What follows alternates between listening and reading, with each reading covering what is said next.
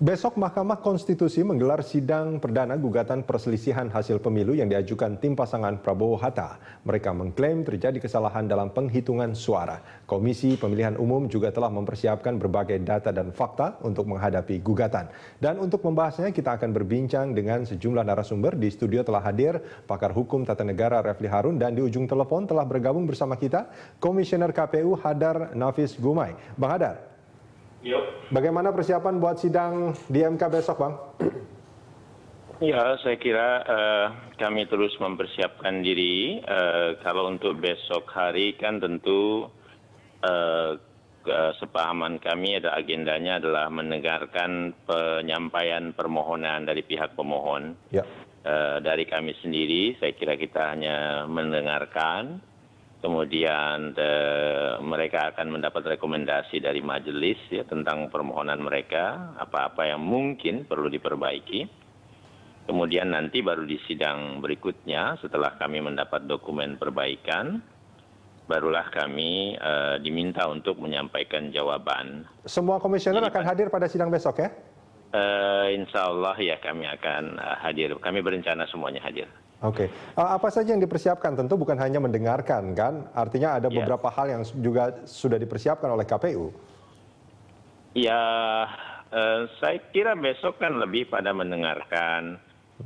Tapi sementara ini kan berdasarkan dokumen permohonan yang sudah kami terima dari Mahkamah Konstitusi, ya kami menyiapkan draft jawaban. Tapi jawaban itu kan saya kira belum waktunya untuk diminta disampaikan besok begitu. Oke. Selain draft jawaban, apalagi yang akan disiapkan oleh KPU? Bukti-bukti tim ya, tentu penasihat dengan hukum mungkin? Bukti-bukti ya. Ke dalam kami menjawab kan kami kemudian akan menyampaikan juga buktinya. Jadi kami sudah menyusun daftar, kemudian kami juga sudah menyusun bukti-buktinya begitu. Dan kami juga sudah mulai membahas kira-kira saksi atau ahli siapa yang perlu dihadirkan, kira-kira begitu. Saksi dan ahli yang dihadirkan. Kalau tim advokasi sendiri ada berapa banyak yang disiapkan, Bang Hadar? Saya kira kami dengan nama satu tim, yaitu tim kantor pengacara dari Adnan Buyung Nasution, dan mereka ada anggota timnya itu sekitar 15 ya, 15 orang. Ya. Oke. Kalau saksi-saksi sendiri yang dipersiapkan? Boleh kita dengar nih siapa saja yang akan di... Belum. Kami baru mengobrol. Tentu belum boleh dengar dong siapa itu. Termasuk saksi ahli ya? Iya. Kami sudah, kalau saksi-saksi lapangan kan kami minta dari teman-teman di tingkat daerah yang memang kasus-kasusnya ada di daerah mereka. Di mana aja daerah yang dipermasalahkan menurut yang didengar oleh KPU? Ya banyak ya di sejumlah kabupaten kota itu sampai 100-an, kemudian ada 11-an provinsi, walaupun disebutkannya lebih banyak provinsinya maupun kabupaten kota, tapi kalau membaca rinci permohonannya ada disebutkan tapi tidak jelas permasalahannya apa di sana begitu, sehingga kami juga kan ya harus menunggu nanti pada sidang perdana ini atau perbaikan berikutnya. Ya. Untuk daerah-daerah tersebut buat kami ya sulit juga kami mau menjawab apa. Oke. Kira-kira begitu.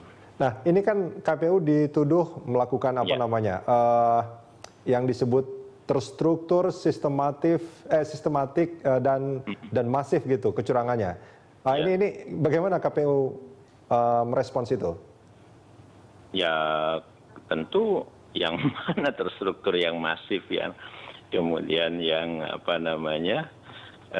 secara luas itu gitu kan, pada dasarnya ya kami tidak melihat ada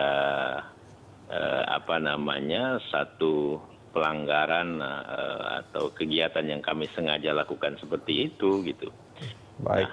Ya kami jawab saja nanti di daerah-daerah mana yang disebutkan, kalau itu memang secara jelas atau spesifik disebutkan persoalannya. Dan tentu kami akan sampaikan di mana sebetulnya itu terstruktur, kemudian bahwa itu masif dan seterusnya gitu kan, karena kami tidak tidak melihatnya tuh atau kami tidak melakukannya begitu. Baik, Bang Hadar di studio juga hadir Bang Refli Harun. Bang Refli, ini kalau melihat besok ini pasti banyak orang yang akan menanti apa yang akan dilakukan oleh Mahkamah Konstitusi. Apa yang menarik menurut Anda? Iya, yang menarik dramanya saya kira. Karena kalau saya baca permohonannya, sebenarnya permohonannya ya saya ini kan mengikuti juga sengketa hasil Pilpres sejak 2004, bahkan menjadi bagian yang merumuskan putusan, lalu 2009 juga menyimak dengan agak seksama begitu.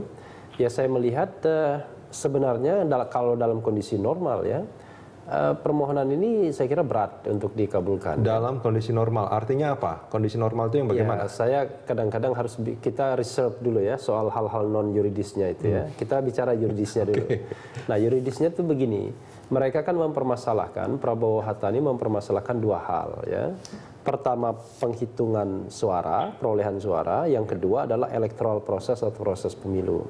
Nah, ketika mereka mempermasalahkan penghitungan suara, mereka mengklaim bahwa mereka unggul katanya. Menurut penghitungan mereka, unggul 50%, 25 atau 74. Antara itu dua angka itu. Ya.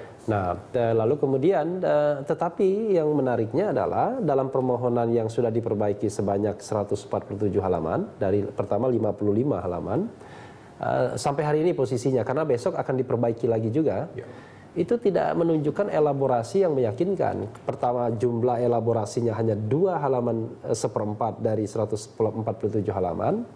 Yang kedua, tidak ada elaborasi mengenai data itu didapatkan dari mana, 50% sekian. Kalau itu. di beredar yang di media itu kan mereka punya relawan. Dan juga kalau nggak salah dari TNI gitu yang ikut menghitung. Apakah itu bisa dijadikan bukti?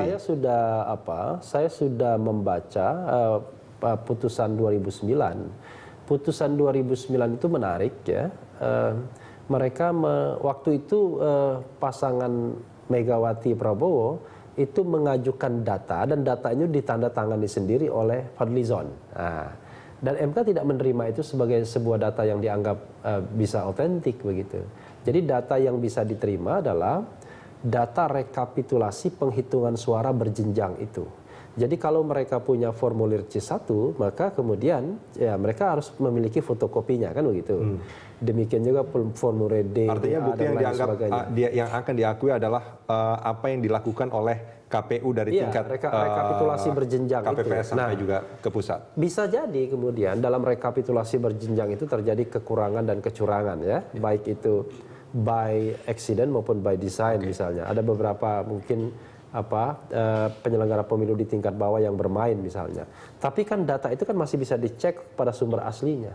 Minimal bisa dicek ke C1 atau C1 Dan itu mungkin yang akan dilakukan pada proses sidang di MK nanti. Tetapi saya tidak yakin juga itu pengecekan itu akan dilakukan kalau seandainya signifikansi itu tidak bisa ditunjukkan. Artinya signifikan maksudnya gimana? Iya, sekarang kita tahu perbedaan suara itu kan 8,4 juta. Ya. Kalau 8,4 juta, maka kemudian kubu Prabowo Hatta harus menunjukkan bahwa terjadi pengurangan atau penggelembungan yang berkisar 4,2 juta lebih. Paling tidak setengah dari suara yang 50% begitu. Tapi kalau kemudian yang dipermasalahkan itu kurang dari 4,2 juta lebih itu, maka sesungguhnya kan tidak relevan untuk diperiksa lebih lanjut dalam hal penghitungan suaranya. Oke, itu satu sisi. Sisi yang lain adalah sisi electoral process atau proses penghitungan, proses pemilu itu sendiri. Nah, proses pemilu ini memang ada mantranya. Mantranya adalah harus terstruktur, masif, dan sistematis. Nah, mereka rupanya tim Prabowo ketika saya bertemu kemarin menambah terencana, jadi TTSM, bukan TTM ya, TTSM begitu ya. Nah, saya mengatakan dalam konteks Pilpres itu, TSM itu akan sulit terjadi kalau menurut saya. Kenapa begitu? Karena sederhananya adalah kekuatan kontestan ini berimbang. Kalau kita bicara kemudian terjadi yang namanya kecurangan terstruktur, masif, dan sistematis, itu mengandaikan kekuatan itu tidak seimbang. Misalnya salah satu kontestan itu menguasai segala resources. Ada financial resources, birokrasi sipil militer, bisa menggerakkan PNS dan lain sebagainya, menggunakan mungkin dana bantuan sosial dan lain sebagainya. Tapi ini kan tidak terjadi. Bahkan 2009 saja ketika incumbent itu ikut dalam kontes Pilpres, itu klaim TSM itu kemudian ditolak MK. Ditolak MK. Ya, MK mengatakan memang terjadi kekurangan dan kecurangan di beberapa tempat, tapi tidak bisa dikatakan TSM. Terstruktur, masif, dan sistematis tadi. Oke, Bang Refli, kita akan sambung ini di segmen berikut nanti.